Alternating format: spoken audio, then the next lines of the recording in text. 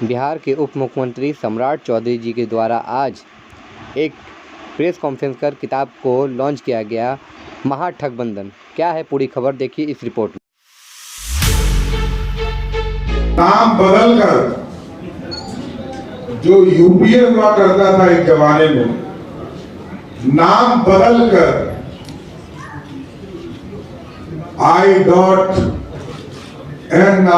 India का जो full form बनाया है, ये पूरी तरह ये नकली राष्ट्रवाद दिखाने का प्रयास है। और ये लोग भारत को श्रेष्ठ करने के लिए नहीं बैठे, ये भारत को तोड़ने वाले संगठन के लोग हैं। और आपने देखा होगा कि कई संगठनों ने अपने बयान जब घोषणा पत्र जारी किया, उसमें स्पष्ट हो गया। कुछ लाल झंडे के लोगों ने तो यहां तक कहा कि जो परमाणु हथियार हमारे पास है, जब हमारी सरकार बनेगी तो हम इसको समुद्र में डाल देंगे। आप सोचिए, भारत को कमजोर करने वाले, महाठगबंधन बनाने वाले। और पूरा देश जानता है कि कांग्रेस पार्टी ने 55 साल इस देश में राज किया। कैसे कोयला का घोटाला हुआ, 2G का घोटाला हुआ, और कांग्रेस पार्टी के जीजा जी का भी घोटाला हुआ। पूरे देश ने देखा। राष्ट्रीय जनता दल बिहार में सरकार में रही तो कभी चारा खाने का काम किया, कभी हलकतरा पीने का काम किया, और आज तो सिर्फ और सिर्फ परिवार के लिए लालू प्रसाद जी का जीवन ही समर्पित है। कोई बिहार के कल्याण के लिए कोई काम लालू प्रसाद जी ने लंबे समय तक बिहार की राजनीति में काम किया, लेकिन कभी गरीबों का चिंता नहीं किया। और बिहार में घोटाला का सीरीज बन गया कि मुख्यमंत्री रहते हुए वो चारा के आरोप सिद्ध हुआ, उनको सजा हुआ, और राहुल गांधी की कृपा से जब ऑर्डिनेंस फाड़े गए तो आज लालू जी मुखिया भी नहीं बन सकते। एनडीए के साथियों ने तो जो प्रमाण दिया उससे स्पष्ट था कि लालू जी ने भ्रष्टाचार और घोटाला किया। तो आज स्पष्ट है कि ये पूरी तरह ठगबंधन के पूरे डिटेल में हम लोगों ने जो कांग्रेस के पाप है इसको बताने का काम किया। चाहे वो आपको याद होगा कि 83-84 में जो दंगे हुए इस देश में, दंगे में पूरी तरह कांग्रेस का हाथ रहा। बिहार में भागलपुर का दंगा हुआ, उसमें कांग्रेस पार्टी का हाथ रहा। जबकि एनडीए की सरकार बनी तो दंगे में जो लोग थे उनको सजा भी देने का काम किया गया और उनको मुआवजा भी देने का काम किया, जिन लोगों के ऊपर एक तरह से अत्याचार हुआ। तो साथियों, एकदम स्पष्ट है ये राजद की लूट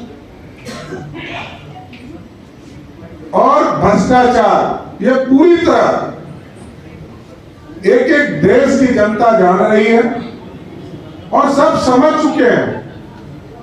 इस भारत में एक ऐसे प्रधानमंत्री आज हमको मिले हैं, आदरणीय नरेंद्र मोदी जी के नेतृत्व में भारत भी श्रेष्ठ हो रहा है और प्रदेशों की सरकार को भी श्रेष्ठ बनाने का काम किया जा रहा है। और आप लोगों ने देखा कि 2004 से लेकर 14 तक जब बिहार में सरकार और देश में सरकार चल रही थी, तो बिहार जैसे राज्य को 13 फाइनेंस में जितनी राशि मिली मात्र 7,000 करोड़ रुपया। और उसके बाद जब एनडीए की सरकार बनी तो आप समझ सकते हैं कि आज बजट का लगभग 80% राशि देश के यशस्वी प्रधानमंत्री नरेंद्र मोदी जी ने का 2,78,000 करोड़ का बजट है बिहार का, जिसमें लगभग 2 लाख करोड़ रुपया भारत की सरकार सहायता करती है, असिस्टेंट देती है, टैक्सों से आता है। आप सोचिए कि बिहार जैसे प्रदेश को विकसित बनाने में नरेंद्र मोदी जी की सरकार है, लेकिन कांग्रेस पार्टी एक तो परिवारवाद में विश्वास करती है, दूसरा जो राष्ट्रीय जनता दल उनके गठबंधन के लोग हैं वो पूर्ण रूप से सिर्फ एक परिवार के प्रति ही पूरा जीवन है, कोई दूसरा कुछ नहीं। इसलिए आज इस पूरे एक पूरा ब्रीफ आपको उपलब्ध कराया गया है कि ठगबंधन के लोग पूरी तरह भारत को लूटने का काम करेंगे, नौजवानों को ठगने का काम करेंगे और नौजवानों को यह दिखाया जा रहा है कि हमने ही काम किया, जबकि 17 महीने में आप स्वयं जानते हैं कि उनके युवराज, राजद के युवराज जिस डिपार्टमेंट में रहे एक भी सरकारी नौकरी की बहाली तक नहीं निकला। और जो पॉलिसीज हम लोगों ने बनाया 2020 में 10 लाख सरकारी नौकरी का कमिटमेंट गरीबों तक पहुंचाने का, नौजवानों तक पहुंचाने का, उसको हम पूरा भी कर रहे हैं। आदरणीय मुख्यमंत्री जी भी लगातार इसकी चर्चा कर रहे हैं। इसलिए साथियों, मैं यही कहूंगा कि आज ठगबंधन पूरी तरह 2024 का चुनाव हारेगा और पहले फेज का जो चुनाव हुआ इसके चारों सीट हम बड़े मार्जिन से चुनाव जीतेंगे। पहले भी जितनी चुनाव को आप देखेंगे, चाहे वो एनडीए के स्वरूप में रहा हो या भाजपा अकेले लड़ी हो, पिछला तीनों चुनाव हम सभी सीटों पर जीतने का काम किए हैं।